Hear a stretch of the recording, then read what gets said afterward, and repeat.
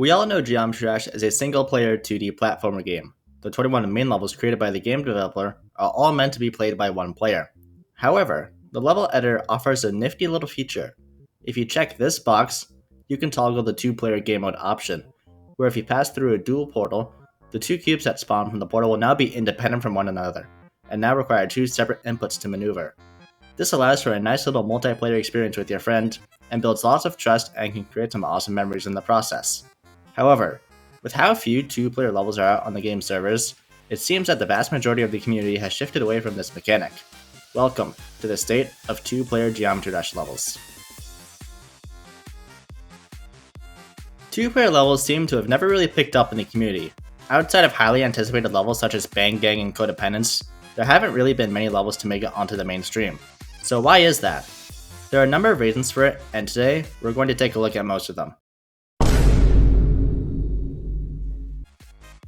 Starting off with the most obvious, the fact that it's unlikely that you'll just end up having a second person to play the game with you. Sure, it's a very popular game even today, but not everyone that you know is going to have played the game.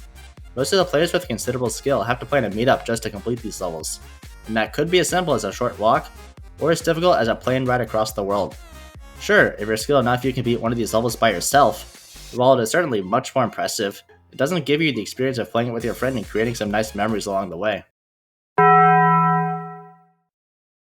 There's only around 300 rated levels that aren't auto, and that includes all of the minigame levels as well.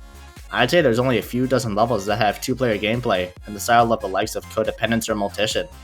Levels like Dragon Force and Horntail Cave don't necessarily count either, as they only have one or two parts that require two players, and the rest is just your normal single-player level.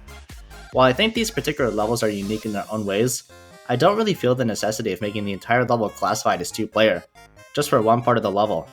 A regular duel will work just fine for the timing of these sections. Levels such as Based Gang and Codependence fill the two-player role much better. Duelo Maestro has more solo gameplay than dual gameplay, but even with that, its duels are long enough to fulfill the satisfaction of using two players. The difficulty range of two-player levels is very shallow for the most part. Most of the popular choices are all in the high-end demon range from hard demon up to extreme demon. While most of these levels don't necessarily have the difficulty of gameplay that is advertised by the rating, I mean, me and Pure Dynamite beat Multition in literally 10 minutes. All that. That was like less than 10 times probably.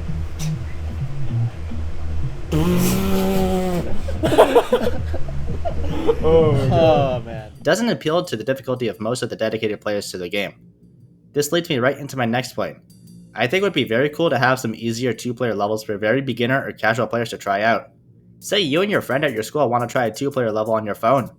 A 6 to 8 star level for two players would not only be very laid back, but would also give you that sense of thrill, maybe not to the extent of something such as Duelo Maestro, but it would still give you some degree of satisfaction.